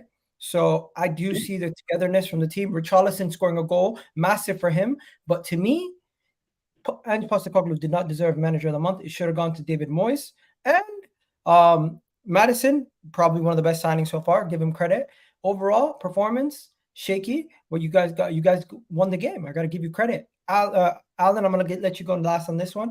What are you saying, Ram? And try to be quick because we don't have too much time left for the remainder. Overhype comment. I've got to come at you. That overhype. See, Tottenham, look, at the end of the day, it's a comeback. It's a decent comeback. I didn't think they were going to come back the way they did. I think Sheffield United did play to park the bus and end up scoring a goal and hope to God that they could defend for their lives. And most times or not, if you're playing against a top team, it won't work. And you saw it at that moment. Richarlison got his goal, which would be important for his confidence. But yeah, other than that, it's a good win for Spurs. Given the fact that it's literally back after international break, and given the fact that they just needed a little bit of something just to keep the momentum, it's a good win for them. I'm not gonna be one of those Arsenal fans that will be like discounting or even putting down the result. It's a good result, and given the circumstances, it's good, and it makes for a very, very, very interesting North London derby next week, in my opinion. Okay, what you saying, Don? What you saying about Spurs? You like them, huh? Yeah, right now Spurs. Listen, Spurs are cooking something right now, man. You know what I mean? I knew Andrew would cook something up for them. You know, everyone that kept coming on the terrace disrespecting him, I said I think it's going to be good for them. So I think it's going to be interesting next week, man. I think Arsenal, obviously at home, they should always, you know, sort of expect the team to beat Spurs. But I think right now Spurs are actually in better form than Arsenal, in all honesty, in terms of how they're playing. And they've got a really good 11 as well. I think Arsenal will still finish ahead of them, obviously, but I think it's going to be a good game, innit? I think it's going to be a good game. I think Ange's going to take it to you guys. He's not going to rest on his principles like Poch. He's still going to want to play how he likes to play. So yeah, it's going to be interesting, man. I think Spurs can cook a little something. There you go. Staffy, what are you saying about Spurs? Yeah, you got to see them a couple weeks ago. You think they're overhyped, or you think the hype is valid? I love how Alan smiles every time I mention the word Spurs. It's like, I don't know, it's just like he feels honored that I'm talking about his team and I have nice things to say. Man. Listen, I told Alan that I have a feeling they're gonna cook up something, and he was like, based on what? I'm like, honestly, based on nothing. It was just a gut feeling, and my gut feeling was right. I watched them, and you know what? I'm impressed with them so far. It's gonna be very interesting to see how they do now against two big teams, Arsenal and then Liverpool back to back. But you know, they've been playing good football. The first game, they didn't really get the result, but they got 3 wins on the bounce. And then even yesterday, it looks like they were about to drop points. And they showed that they can win ugly. I wouldn't say ugly because they deserve to win, but it's like more of like, you know, not dominating the game from the beginning and scoring 2, 3, 4 goals and finishing the game off early. They had to win it very late, and they did it. You know, so I think yesterday's win is actually the best one they've had so far, because they showed even when the football is not. How do I say this? When because they play good football, they were just very unlucky. But even when they're not getting their goals, they have the mentality to fight late and get something out of the game. And I'll tell you something, Alan probably would have been happy with a point yesterday when you add the context of how the game went. Like during the game, he's like, you know what, we're losing and we tied at the 108th minute. He still would have took that. But not only did they score and they tied a game with 8 minutes of added time, they just got back the ball, and a minute later they scored again. You know, so when you look at the game, it's actually very good for them. They fought, they showed character. And listen, I see a lot of people make fun of them because they went to thank the fans after the game, wherever they were like, you just beat Sheffield. It's not about that.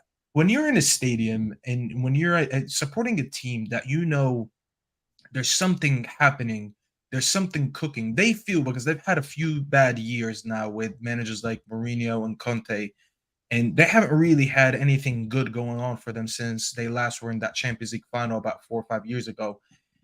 They know that something special is going on right now in that team and in that stadium, and they're working in silence. They're the pure example of a process, because they don't just go out and they say the word process. They're showing it on the pitch. They're showing it in the club. They're showing it in the training ground. They're showing it in the transfer market. They are a pure example of what a process should be, because they're not going out there and splashing all this money like Chelsea's been doing and saying we're rebuilding, rebuilding. Like, they're not talking about it. You're just seeing it. And this is not going to be a great year for them, like by any means. I'm not going to put them in conversations that they shouldn't belong in yet. I'm not going to be like, oh, they'll push for the league, they'll pick up at the domestic cup, even though Alan would love that, but realistically it's still hard. But give them a couple years. And I think if Ange continues at this progression that he's at right now, he will make something out of this club, out of this team. Because apparently this guy has 50 home wins in a row in league competitions. That's an insane stat. The last time I heard a stat like that was when Mourinho was undefeated at home for about 9 years during his Chelsea/Inter/Madrid time. So these are good numbers that we're talking about, even though it was Celtic. But listen, it's going to be a very good test for them next week going to Arsenal, because I did say this though. I do predict that they're going to get spanked. They're going to get Real. There's one game where they're going to get absolutely battered, and I just don't know where it's going to come from. But there's honeymoon phases, and this one is a honeymoon phase, but it's deserved because they're actually playing good. Like, it's not a fluke. Bro, we've seen this before. Listen, no, yeah, it's not. No, I know you're gonna shit on them, and you can shit on them when I'm done because you're an Arsenal fan and you don't like them. But they're actually doing what they're supposed to be doing, okay? But a part of the process is actually getting humiliated once or twice, as you're learning new systems and as you're improving in that system. So there will be a humbling, unfortunately, because of the way that they play expansive football. Like, tactically, I look at it and I'm like, there's gonna be one game where someone's actually gonna like find them out. I just hope it's not next week, because as much as Alan is a dickhead to me, I actually do like Alan, and I don't want him to get humiliated by his rivals because I know how that feeling is. But if they draw against Arsenal, the same scoreline, 3-1. I'm telling you. If they draw, even dare beat Arsenal, will you respect them now, Egal? Is it in the Emirates again? They have a mental weakness when it comes to playing us. They can't beat us. Well, maybe there's a new Tottenham now. What? I think it's a different. Maybe it's a new Tottenham.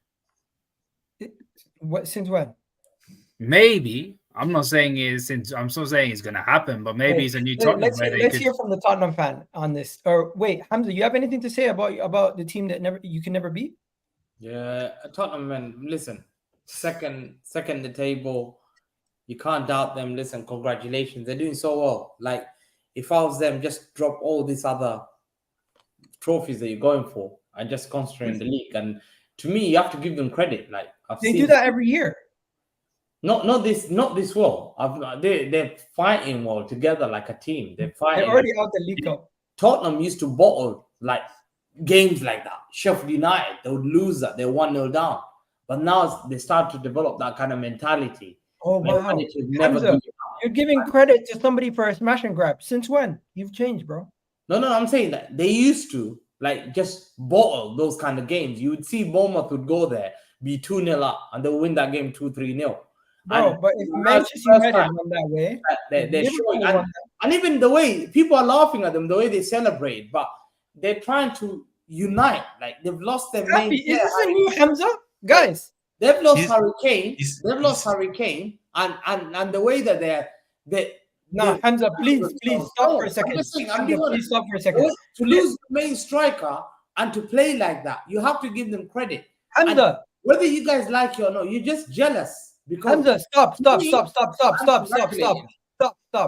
First of all, Liverpool lost Van Dijk and they came back against Newcastle. You said it's a smash and grab.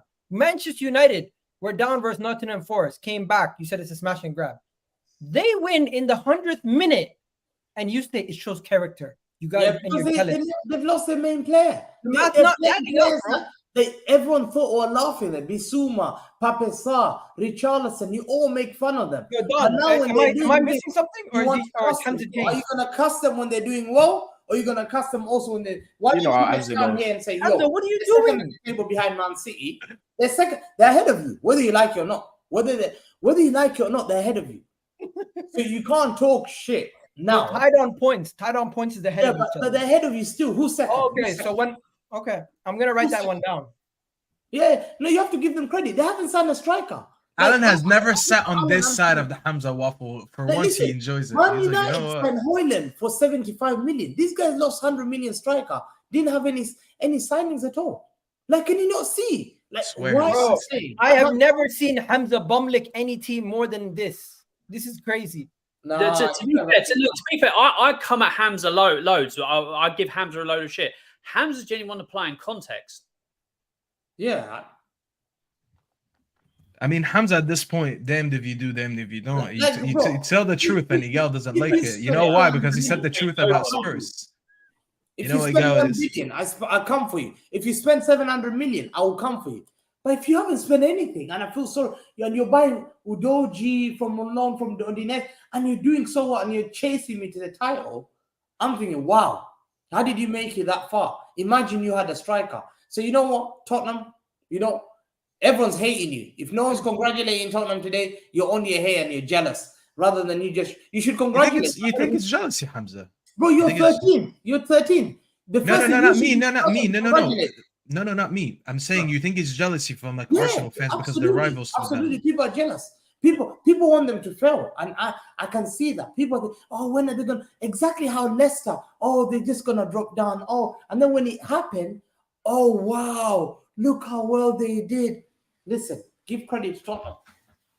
The only thing about Spurs is their squad, isn't it? That's the only thing. But their 11 is solid. It's just keeping them together is the main thing. So this is why I said Ham's given context, and he's the only one. Normally, Hams doesn't give context. He just loves to trigger people for triggering sake. But 100%. Look, Spurs sign and Postecoglou. A load of people like on social going, "Oh my god, you get somebody from Celtic, a one-team league." Spurs lose Harry Kane. Without Harry Kane, relegation, this, that, and the other. You're Tottenham, you're Harry Kane FC, or nothing like that. And granted, the first game against Brentford was a bit shaky, but with 5 games in, and I think you guys need to understand that when you say somebody's relegation, like somebody's going to be fighting relegation because they've lost their best player and they're only one-man team and that, to be where we are after the first 5 games, the way we've played, completely different to Conte, the progressive football, the attacking, the intensity, the togetherness in the team. People saying over-celebrating need to understand that last season and the season before, there was a complete disconnect between the players and the fans, literally not coming off. When we lost, apart from Harry Kane used to walk around, most people just didn't care and walked off the pitch. Well, it's like a big family right now, Alan, isn't it? It's a big family. Exactly. So Ange's changing that to get back to that. And Egal's sitting here going, you're gonna slap us and everything like that next weekend. You may do, because this is a Tottenham team and people don't understand this is still a Tottenham team in transition. It's 5 games into the thing. But Egal, you spoke with chest. If you do not slap us like you claim, I am coming with receipts. I will clip this. And then when I come on your show a week from now, I will be coming for you and you alone. Oh, no, Alan, he's getting cooked. He's getting cooked. First of all, no Tottenham fan in their right mind with their head screwed on properly is going to think they're going to come to the Emirates and collect 3 points. Did I say that? Number 2. Why not? Number 2. Number 2. Is 3-1 a slapping? Okay. Is 3-1 a slapping? No. You said slapping. Depends on the slapping. If it's at 1-1. I said 3-1. You said 3-1. You said slap. You can play it back. So is 3-1 a slapping? Depends. Your words, not mine. To be fair, I said they're gonna get slapped by one team, and you said it's gonna be us. So you did admit that. That's. So how confident are you? How confident are you? Can I finish? Yeah, let Alan land. It's all right. Look, I have sat here and said. Now people are saying Spurs being overhyped. That's what you brought up before you started the segment. Who's overhyped Spurs, Egal?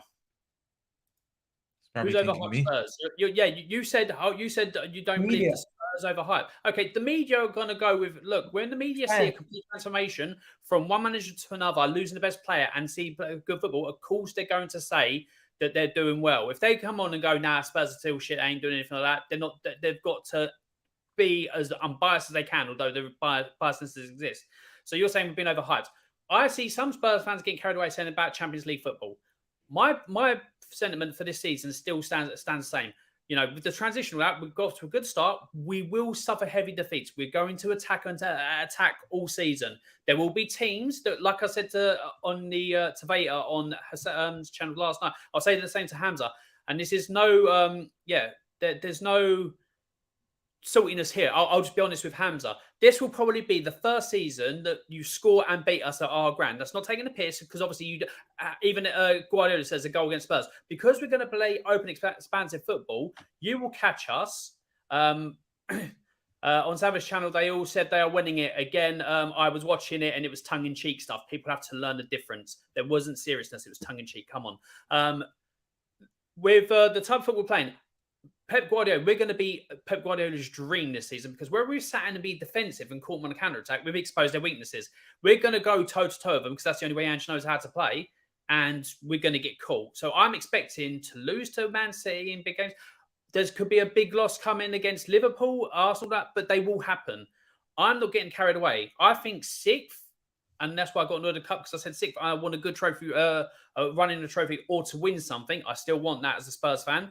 I want that to happen, like 6th as a starting block, and you go from there. Anything above 6 is a bonus, but I'm not getting carried away. I know a lot of Spurs fans aren't getting carried away, saying there's a title charge or anything like that. People are going based on that. It's tongue-in-cheek stuff. What are you getting? What are you celebrating for? Listen, you don't know, man. NFL's on right now. Let's go. Okay. I was like, what just happened? Is there any games on? Let's go. Listen, I am going through the ringer. I had to Okay. go in my bag to win this. Anyway. Okay. But yeah, look. So you're saying you're going to slap us. You're talking with chest. You best do that now, Egal. Alan, I am coming here and I'm going on every single channel. We're scoring 3 goals minimum at the Emirates. Tottenham, if you're lucky, you score 1. And I'm telling you guys are on hype. Tottenham hype, Ange Postecoglou hype, Son at striker hype, Kulusevski scored a goal in the 100th minute hype, Richarlison scored his first goal in the Premier League in how many months hype. I am telling you, rewind that, post it on Twitter, post it on TikTok, post it everywhere. I don't give a shit. I will be on every channel. We are Tottenham TV. I'll be there. Alan's channel. I'll be there. Irish football, Irish Hotspur, I'll be there. Terrace, I'll be there. Here on Friday, Thursday, Saturday, Hamza, I will be there. Staffy, Hamza, Don. You know what? You know the drill when the opposite happens. Egal, cheers for that. Cheers for that, Egal. Egal. No way you're going to come in here with a chest to say all these players are crap when you have Saturn backed Havertz, who is going to be a 007 fraud. Get out of here. Guess what? Havertz going to play for his PSG, not Tottenham. Hey, Egal, you better leave with a trophy, you know. You better leave with a trophy this season. On my life. Listen, you know what? I think this is the perfect segue. Havertz didn't even start today. Fabio Vieira played. We won the game 1-0. It was a hard-fought victory. And you know what it showed me? No, it wasn't. It showed me today's game showed me 2 things. One, Mikel Arteta is going to start Ramsdale in the Champions League midweek. Number 2, he's going to start Kai Havertz midweek. Number 3, he's able to grind out results away from home, and we broke that hoodoo versus Everton. And I don't know if you guys care about this Everton game. It was quite boring to watch as a neutral, probably for you guys, but for me, it was very nerve-wracking because I know Everton of old, they've always equalized or gotten something against us. We were unable to get points, 3 points at Goodison Park since Arsene Wenger was in charge. We won 5-2. So this right here was crucial. This game scared me more than Tottenham at home next week. That's why. No. What? Hold on, please. Listen, everyone stop. I swear to God on everything. This is gold. On my family. Wallahi, I genuinely, from the bottom of my heart, was more worried about Everton away dropping points than I am going up against Tottenham at home. I know for a fact we are guaranteed a victory at the Emirates. So I'm so happy you said that. Listen, guys, I gotta go, guys. But I am so happy that Egal said this because I gotta go do a few things. But when I come back, I will go back to this show and clip all this, and I'm gonna send it to all these wonderful people. And inshallah, God willing, next week they lose so we can dunk on Egal. But Egal, thank you for having me. Staffy, that stream. If Arsenal lose, I will be there. You know what? This whole team right here, the 6 of us. Listen, the 6 of us better be here if they lose. That's all I'm saying. Guys, guess what? I might get tickets to the game. That Well, guarantee. Oh, I don't care about the tickets. Yeah, tickets, yeah. I don't care about the tickets thing. If But I'm listen, there, man. if I'm there, 3 goals. Bukayo Saka, Odegaard, and you know who's gonna score the third? Don't say it. Don't Say say it. it. Kai Havertz. Let's go. Anyways, he said it. He done it. Daku. Yeah. I think this is a perfect segue. Hold on, Egal, because I just want to send myself. He said Daku. He said Daku. He said Daku. No, Doku. I need to be quiet because the baby is sleeping. Doku is better than Saka. Put it in the bank. I fully disagree with that, Wave. But one thing I will tell you, Doku has arrived. And what he did the other day, I am worried he's going to be really good for City. And I'm more worried that Pep Guardiola is going to turn him into a robot because he tends to. Yeah, can I thank the fans before I go? Can I say thank you to everyone who watched the show? I was just gonna say, everyone who's still watching, make sure you like the video. Make sure you subscribe to all of us. Except for Don, since he doesn't want to have a YouTube channel yet. But make sure you subscribe to all of us. Thank you for everyone who helped me reach 1K. I think I'm 9 subs away Hey, from everyone, 11 now. round of applause. Round of applause for that. Thank you, Hey, Habibi. Thank you. my brother. Look at that hater Hamza not giving me a round of applause. I gave you the biggest club yesterday. Second one. Again. I know. Just kidding. Okay, I wasn't even saying that. on the table. He Hey, was Steffi, there I live. was He there. was I live was when that watching you. happened. I was watching you after the game yesterday as well. You had quite a lot of people viewing, man. Yeah, I mean, I had a legend like Hamza on the stream. That's why that happened. Oh, yeah, But and listen, Hissam, guys. and Hissam as well. No, I'm not giving Hassan credit. He gives himself credit, so I'm gonna not give him credit. I'm gonna give Hamza only. But big up, guys. Make sure you like the video for Egal and subscribe to everyone if you guys haven't yet. Egal, thanks for having me. I'm gonna go finish whatever I have to do, and then I'm come back and I'm gonna cook this amazing clip that you just gave us. Alan, I'm gonna send it to you because I know you like to keep your receipts. Listen, So, it will be useless at this point. We gotta we'll continue. see, bro. I don't know. So let's go to Titi. Jeremy Doku has arrived. Hamza, talk to me about him. And the way we're gonna do this, we're just gonna wrap up by talking about every club slightly because these are the 2 title contenders now. We already finished the Arsenal point, unless you guys want to say anything else on Arsenal because I feel like that contenders now, Egal. Yeah, you definitely title contenders. We'll talk about Liverpool last. Because I know you want to get in on that. Hamza, Jeremy Doku, talk to me. Yeah, absolutely. Listen, I call him Baby Doku, not to put pressure on him. He's a little baby. He's turned 21 recently. He's absolutely one thing. Credit to Man City again. This is the signings we make. No one wanted players like Nunes and Doku now. And we've gone for those players and we've signed them. We've shown that why City just don't buy. And we here, we develop players. Listen, yesterday's game before West Ham, everyone told us before the Newcastle game, oh, you're going to get slaughtered. Newcastle playing so well. Oh, the brilliant Newcastle, we humbled them. Yeah. Then we came to this West Ham. Oh, West Ham are so good. They beat Brighton 3 or 4-1. Oh, my God, they're unbeaten. We came there with that no KDB, no Kovacic, no Grealish, no Stones. We had like 6 injuries. We had 2 goalkeepers on our bench. Never seen in your history, in your football club. 2 goalkeepers. Oscar Bob on the bench. Rico Lewis on the bench. Sergio Gomez on the bench. Scott Carson on the bench. Ortega on the bench. That was our bench. We were short. We don't make no excuses. Pep said, listen, I'm not going to make excuse. We turned up there. We outplayed West Ham. Outplayed West Ham. Outclassed them. From minute 1, we pinned them, but I love it. Because I love the way we pin teams back.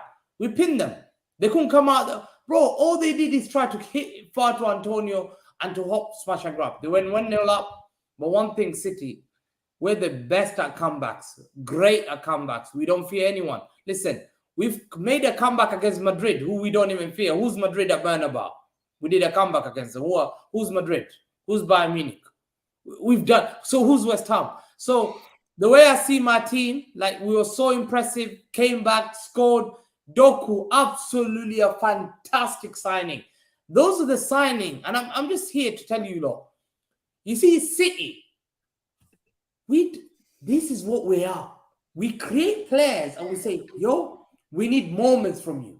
We need moments. I don't want you to score against Nottingham Forest, score against Bournemouth, do that. No.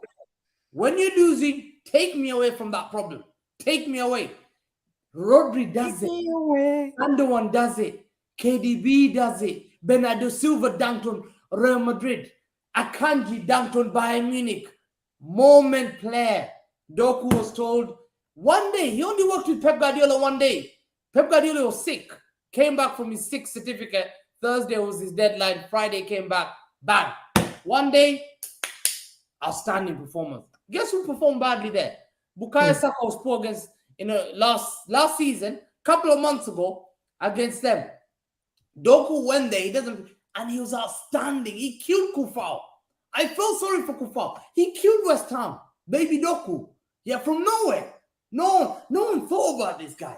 He was running on them left, right, left, and I thought, So 1 second. So he's a baby, but you want to compare him to Saka? There's no pressure on him. No pressure on him. No pressure. No, 100% there's no pressure. But one thing he's taught me, I love players with big moments. I love moments players because moment players, bro, I don't want these guys who would score small teams and this. I want when I'm struggling and Haaland's not scoring, and the likes of Rodri's not scoring. Who took us out of the problem? Doku. He was outstanding. He created 2 chances for Haaland. He should have scored. And we turned it around like that. Bernardo Silva, Haaland, go. Game done. Game done. No excuses. Injuries there. We kept it quiet. Everyone said, oh, we're going through transition. Oh, City are weak. Oh, they lost Uganda one. All that. We're next. We moved on. Who's next? And that's what City don't play this well beginning of the season. And this is why I give credit to Pep. Even in the middle of the game, when I look at your clubs, what are sad losers? You saw the heritage we had. Paqueta came and shook Pep. What is he doing? Yeah, Hamza. Brazil. Why is he coming to my manager? Because he wanted to join your club. Because he knows this is what I'm saying. I've got the heritage. Hamza, there's times when you speak. You know what? Thank you very much. Listen, Hamza. I've had my chance. Hamza, what are you doing? I've irritated you. You guys now enjoy it. Let me now listen. I'm not gonna lie, bro. I don't think anyone really cares. Did anyone watch the Man City game? I love Man City in the sense the way that they played it in the Champions League last season. They looked amazing. But to watch them in the Premier League, I'd rather watch Manchester United lose. I rewatched the game. I'll give you credit, Jeremy Doku. But I have to give West Ham credit. West Ham goalkeeper was outstanding. Yeah, he was amazing. The goalkeeper so far, he's been one of the best goalkeepers this season. You got to give him credit. But Look, Pep hold on. had one training session with Doku. You've got to give West Ham credit, but it was just their keeper gave credit to. That says what you need to know. It was a smash and grab from West Ham, and Man City came back and obviously got the win they wanted. I said this from the start of the season. I was told by numerous people I was incorrect, I was wrong, this, that, and the other. I said that Man City, although they were losing these players, they're going to buy well and they're going to do exactly what Man City do. And what's happened? They lost these players. They do what Man City do, buy players to fill the roles, to work for Pep's team, and look what they're doing. People starting for that. They are now 5 wins from 5, and they look good. And obviously, they keep buying players like Doku and all that. By the way, can I just say, people going, oh, I saw a lot of people saying on socials, Doku scored an outstanding goal. Never seen, can't see this goal. Never seen this goal. It was a good goal. It was a good goal, but people massively overhyping it. I've seen this goal by many players. Jared Bowen scored a similar goal to that. So let's not do this ridiculous thing where we overhype and say it's something crazy. No, great player and obviously a great addition to Man City, but let's just not overhype it because it's just a bit weird that people overhype things way too easy this season. But saying that, Man City, I said straight from the off, Man City will win this league. And it looks like I'm going to be correct. I don't see any team catching and beating them. Let me just read a super chat before we go to Rams Liverpool. Pep had one training session with Doku, and he looks a veteran already. Wave, you think Doku's that good? Doku versus Fulham, nervous. Pep comes and he's balls. Go. What? No, apparently when we played Fulham, he played on the right side. He looked nervous start of the game. And he played well. I think he played very well. But apparently, as soon as we signed him, he didn't look as good as now because only Pep played him one game. And and it's true. Pep had an effect on him because you could see the fact that Pep was there. He transformed City and completely. You're right. Yeah, Pep's is a massive difference on our players. Can we talk about one elephant in the room? Haaland should have had a hat trick in that game and missed too many chances. What's wrong with him? He's one of the top strikers in the world. The best striker in the world at the moment. But it happens to all strikers. I've seen great strikers having that kind of moment. He should have scored. Doku crossed one time to him, and he could have. But you know what? It happens. It happens in big games. He's already top scorer, 7 league goals already. He's going to be the top scorer in the Champions League. We know for a fact. He's going to be the top scorer in the Premier League. Put your money there. You've all got him in your FPL captains. I know for a fact you don't even need to show me your FPL captains. It's Haaland otherwise every single week. So to me, he can miss those chances, but great strikers, they miss, but he takes them a chance, they're back on. So Haaland, to me, I don't criticize him. And any City fans who criticize Haaland, because I saw them on Spaces, you can't do that. I've seen R9 in the World Cup 1998 having bloody sitters, missing chances. Are you going to come up for R9? Bloody hell. Haaland, what he should have had hat-trick and all that. And literally the Mad Hatter and somebody else had put the same setup. 7 goals in 5 games. And the fact is, Man City winning as good and 5 wins and all that. And your people are trying to say that Haaland, something's wrong with him. He's not scoring and all that. This should be worrying signs for the rest of the league. If people are trying to get little wins here and there, saying Haaland this, Haaland that, or whatever like that with Man City, then they're going to do this. And look where they are. And you know what people are saying? People are saying, look at they're just going to walk this league. They are going to walk this. People are saying he doesn't score important goals. He only scores like the 3rd goal in a 3-1 victory. How many did he score in the league last season? 36, and they were enough. They were enough to get them the title, was it not? Listen, without them 36 goals, would they have won the league? Hey, I don't make the rules. People just say them. People say the same thing about Salah. People say the same thing about Henry. You know who's another player that actually scores in big games. Another player who should have got credit. Never scored in the finals. Another player who should have got credit yesterday. Scored in Champions League final, mate. Edison made a world-class save. Alvarez was so instrumental. Penalty don't count. Alvarez and Haaland are playing very well together. Huh? Alvarez and Haaland are playing very well together. Alvarez had 2 assists in that game. Previous to that, he made an assist. He's been scoring. By far, the best partnership in the world right now, Alvarez and Haaland. For fact. Okay. Listen, I'm just running with Twitter agendas. I don't actually mean that. But let me bring it back for 1 second. Serious question, Egal. Who scored Arsenal's important goals towards the end of the season when you collapsed and lost the league? We didn't have anyone score. There you go. Seriously, people need to stop with these agendas on players just to try and get a 1-up and all that. It's ridiculous. Bro, I literally just said I was trolling. Anyways, forget it. Keeping it moving. Let's talk about Liverpool. Liverpool are back. Before we go any further, I want to know how many of you guys believe Liverpool are back. And you want to know who won the poll? Ten Hag, 52% said Ten Hag's going to get sacked before Poch. It's close. It could flip a coin. That would be the best thing to do. It's like a mid-off at the moment. Yeah. So are Liverpool back is the next question. So, Alan, are Liverpool back? Look, for me with Liverpool, I said that they're going to be top 4. I said depending on if they get the right people in, I reckon they could mount a challenge. And it looks like they could do that. I still think you may be a little bit too short of winning a title. Because if you have an injury midfield, I think you're a little bit weak. I think obviously defense-wise, where you've got injuries at the moment, let's be honest, if you had played against the Man City and Arsenal, I think they would have taken you apart with that back line. But you got the result you needed. Against Newcastle, you showed metal where you went down to 10 men and you came back from a 1-0 down. So you're doing all the right things. I think you're just a player or two off of winning a title or being that close or being back. But yeah, you're definitely... People were writing Liverpool off, but and especially with Klopp, never write Klopp off, never write obviously Liverpool off under Klopp. That you're going to be there or thereabouts. I think you're just going to be a player short of being back to challenging for the title as close as you were to Man City. There you go. Sorry about that. Hamza, are you there? How are you doing? Are you worried about Liverpool? They are dangerous, I'll tell you that. They're very dangerous. Klopp is there, man. Klopp is there. Hamza doesn't like him. Klopp is a very dangerous guy, man. They need to stop winning, man. They're playing Europa League, which is frustrating. I've been warning you, to apply. This is why I keep saying, people say, bro, you have to apply pressure on their fan base because I need that pressure. Because once they're under pressure constantly, they will feel it. You know what I'm saying? And that's the fact that you guys, Liverpool are a dangerous team. And if they come back, listen, they might go on this front because they're playing Europa League. Egal, they're not playing Champions League anymore. Tuesday or Wednesday, they're chilling. Are you playing Thursday, Rams? Who are you playing to? Who are you playing against? Ask.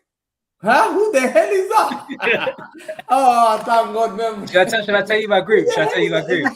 Hamza, should I tell you my group? That's some older Lask. That's my brother had that operation. It's a laser operation. Lask. LASA. Laser something. What the hell is he talking about? It's a laser operation or something. Lask. No, they're a Greek team, bro. They're Greek, right? Austrian team. He's Yeah. got LASIK, Yeah, I don't like, even type know. of refractive surgery in the eye for correction vision. Or LSK. Oh, Oh my God, my the head heck is is this guy? spinning now. Oh, Hamza, God. what the hell? I have to Google their name. Lask. Okay, these guys are third in Austrian league. Bloody hell! Come, good luck. Hey, I'll tell you Yeah, my I can't believe Hamza said Liverpool are facing an eye surgery. I would love to take the mick out of that, but Spurs aren't in Europe, so I can't. So I'm just going to just be like, yeah, that's a serious team we've got there, Liverpool. Oh I mean, my the God. best thing to come out of that group is us not traveling too far. As in, like, we got to go to Austria, then we got to go to Belgium to play Union I can't say that name, man. I can't say the name. Some Belgian team. And the next one is Toulouse, which I can't Bro, pronounce. no in one France. cares about the Europa League. The question is, are Liverpool back, and do you I want seriously you to put some respect on our name, Miguel. I still Because think you're gonna Arsenal fall fans are off. the ones that are talking the most about my I still think team. you're gonna fall off. But my question is, do you believe you can go far in the title race? I think we can go far. I think we How can go. far I are we think we can go to 30 games, and then we'll see what happens from there. Okay, fair enough. And But like I do said, you want to talk about Mo Salah? the expectation is to win the Europa minimum and go far in a domestic competition. So if we you're don't not do worried that, about then the I'm league. seriously looking funny at my manager. I'm like, what are you doing? Okay. Come And on. I just want to say this: Mo Salah, most goals, most assists in the league right now, right? Most assists, I think. Okay. No, So Pedro Neto has most assists. oh shit. Him and Neto are tied. Sorry. Yes. Okay, so he has the tied for the most assists, most goals for Liverpool. He's absolutely killing it. What do you think about him, bro? Look, it's Mo Salah at the end of the day, man. You know what you're gonna get. If he even is having a bad game, he's still gonna pop up with something. That's how he is. And I don't think he's our top goal scorer. I think he's again. I think it might be Nunes or Diaz that's ahead of him. He's only got 2 goals this season, but he guarantees you GA. And the best players, whenever they're playing badly, give you GA. And that's what makes players world class, man. That's what makes Saka world class. He had a bad performance there. In terms of that performance against Wolves, he was horse. He was pony. He was really bad, but got 2 assists. It's those moments that count. Same with Saka today. He was poor, but he still got an assist for the Trossard goal. You know what I mean, man? You know what I mean? And like you said, I'm gonna echo what Hamza said. Hamza warned you lot. Hamza warned you about Klopp. He warned you about my manager. He's gassing you up, bro. I told him. I've always said. He's not serious. He's gassing up. He's not gassing us up. He's telling you how it is. I Do sat not down sleep here on my manager. and they're laughing. Oh, I don't think Egal said, I don't think Liverpool this and that. Oh, I just think they need a lot of this. And I said to you, Egal. Yeah, Liverpool hype. Listen, we're going to talk about Liverpool and everything in a couple of days' time. We got a lot to do this week. So tomorrow I'm going to be back with uncomfortable conversations with Arsenal North side. Hopefully it's going to be an interesting thing because we are complete opposites. So it's just going to be arguments for an hour. And then we're going to be back again Tuesday, Champions League. So I might do a video with Kaz. Wednesday, I'm going to do match reaction, post-match. Thursday, we got Vibes from the Six again. Friday, preview. And then Sunday, big preview where it's going to be 6-on-6 Saturday. And then Sunday, we play the game in North London Derby. So it's going to be a busy week, guys. You guys have yourselves a wonderful day. Big up Hamza, big up Ram, big up Alan, big up Staffy and Don, everyone who's joined us today for the stream. Big up to the super chatters. We got Wave, we got Skills, and Ilmatis, who've all submitted super chats today. I appreciate you guys. You guys are the real MVPs. And we're out of here, people. Big up to everyone today for watching. Hopefully, I catch you guys on the next one. Love.